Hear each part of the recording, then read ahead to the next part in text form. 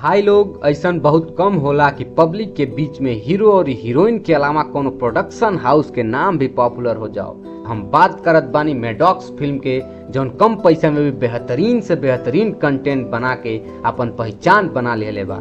सबसे सफल दावा के साथ ही प्रोडक्शन हाउस पिछले कुछ साल में बुरियन में भर भर के पैसा कमाइल रहल। ये खाली फिल्म ना बनावेला बल्कि हर बार कुछ नया आविष्कार करेला। लोग सोचलन कि ई बार बड़े पर्दे पर धूम मचावे के बाद, लेकिन ई बार ई लोग ओटीटी के खातिर कुछ धमाल कैलन। मैडॉक्स वाले एकरा के निजी तौर पर लेत बाड़न और ई बार ई लोग बॉलीवुड के सबसे डिस्टर्बिंग पिक्चर बना देले बा, जौन की सेक्टर 36 बा। ये फिल्म ताजा ताजा नेटफ्लिक्स पर रिलीज हो चुकल बा और गरम गरम चल रहल बा। सेक्टर 36 एगो मुश्किल से छिपावल खौफनाक जुर्म के ड्रामा बा। आई कोनो निराशा ना देले बा। कटल फाटल लाश, बिखरल अंग, खून के धारा और ऊपर से लिख के आवल सेक्टर 36 फिल्म ना भाई एकदम रियलिस्टिक लागता, जे तनु के झकझोर के रख दी। तो स्वागत बा आप सबके चैनल पे। आज के वीडियो के ठांसू रिव्यू जौन रउआ के होश उड़ा दी आ रउआ अपन भाई जैसन दोस्त के साथ ही सफर करे के होई तो वीडियो के पूरा देखी।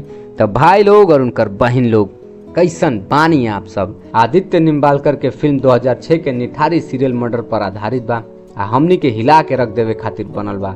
सेक्टर 36 ई कहानी के पर्दा पर उतारे के कोशिश कल गई बा। 124 मिनट के फिल्म एगो दमदार क्राइम थ्रिलर बा।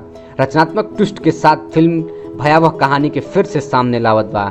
सिरहन पैदा करे वाली एगो खौफनाक कहानी के साथे कमजोर दिल वाला लोग खातिर नइखे बनली। क्राइम थ्रिलर रउआ के पसंदीदा जॉनर बा। ये फिल्म रउआ के निराश ना करी। फिल्म के शुरुआत बहुत जोरदार बा। प्रेम विक्रांत मेसी जौन दिल्ली के सेक्टर 36 में एगो साधारण कैरेक्टर बा, वो एगो लड़किनी के बेरहमी से मार के टुकड़ा टुकड़ा कर। बाहर से तो सीधा साधा परिवार वाला लागत बा, बाकी अंदर से एगो साइकोपैथ बा जौन किशोर लड़कियन के मारे में मजा लेत बा। जब गायब होखे वाला लड़कन बचवन के संख्या बढ़ जाता तो इंस्पेक्टर रामचरण पांडे केस के जिम्मा उठावत बड़न। डायरेक्टर आदित्य निम्बालकर अपन पहिलका फिल्म में बहुत संवेदनशील सनसनीखेज कहानी के चुनले बड़न और ई कह सकत बानी कहानी के पर्दा पर बहुत बढ़िया से उतारे में सफल हो गए। आदित्य फिल्म में एगो साइकोपैथ के मानसिक स्थिति, अमीर गरीब के बीच गहरा खाई और सिस्टम के कमजोरी के बहुत बढ़िया से प्ले बड़न। फिल्म में एगो जबरदस्त मेटाफर बा, जैसे देखावल गइल बा कि एगो अमीर बिजनेसमैन के बेटा जब गुम हो जात बा तब पुलिस महज 2 दिन में ओकर के खोज निकालत बिया। बाकी जब बात गरीब बच्चों के गुमशुदा के आवत बा तब पुलिस 2 साल तक चुपचाप बैठल रहल, कान में तेल डाल के। इस सीन रउआ लोग के दिल छू जाई। कह सकत बानी कि कलात्मक रूप से ई फिल्म के कई गो सीन बहुत दमदार बा। सबसे बढ़िया बात ई बा कि बचपन के एगो ट्रामा के कारण बतावल गइल बा। बाकी एकरी बावजूद भी फिल्म के कातिल के प्रति सहानुभूति पैदा नहीं करे के कोशिश करत। ये बात फिल्म के और मजबूत बना देता। अब अगर अदाकारी की बात करी तो फिल्म विक्रांत मेसी 12वीं फेल के बाद फिल्म में एगो साइकोपैथ के किरदार निभावे के अपन अभिनय के नया ऊंचाई पर ले गईलन। प्रेम के रूप में उनकर पागलपन देख के रूह कांप जाता। आ दीपक डोबरियाल फिल्म में एगो धाकड़ पुलिस वाला के किरदार में बहुत जबरदस्त नजर आवत बड़न।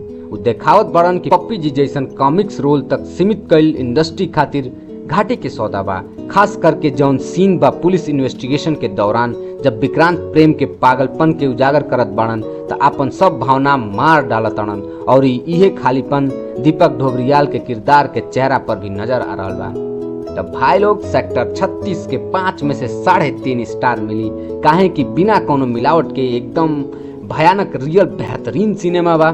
दूसरा का राइटिंग में कोनो फिल्टर नहीं के, डायलॉग डिस्टर्बिंग बा। तीसरा विक्रांत मेसी के हीरो से विलेन वाला वेरिएशन एकदम खतरनाक बा, असल में देख के भाग जाइबा लोग। आ दीपक सर के कॉमेडी से ट्रेजेडी में बदल जाइल एकदम बवाल बा। 2 घंटा फिल्म इतना जल्दी कैसे खत्म हो गई पता ना चली। सिर्फ और सिर्फ कहानी पे फोकस करेल बा, कोनो में वेस्ट ऑफ टाइम नहीं खे। जाई क्राइम ड्रामा देखे के शौकीन बानी, खास करके क्रिमिनल साइकोलॉजिकल के समझे में रुचि बात है, फिल्म जरूर देखे के चाहिए। बाकी कमजोर दिल वाला लोग खातिर नहीं खे, काहे कि फिल्म बहुत डरावना सच्चाई से भरल बा। अगर सस्पेंस थ्रिलर वाला फिल्म आपके पसंद बा तो सेक्टर 36 जरूर देखी, काहे कि रिव्यू तो खाली एगो झलक है भाई लोग, असली मजा तो फिल्म में बा। उमेश की रउआ सब के ई रिव्यू पसंद आयल। अगर पसंद आयल होके तब वीडियो के लाइक शेयर और सब्सक्राइब कर दी। फिर मिलल जाई एगो नया वीडियो में। प्रणाम।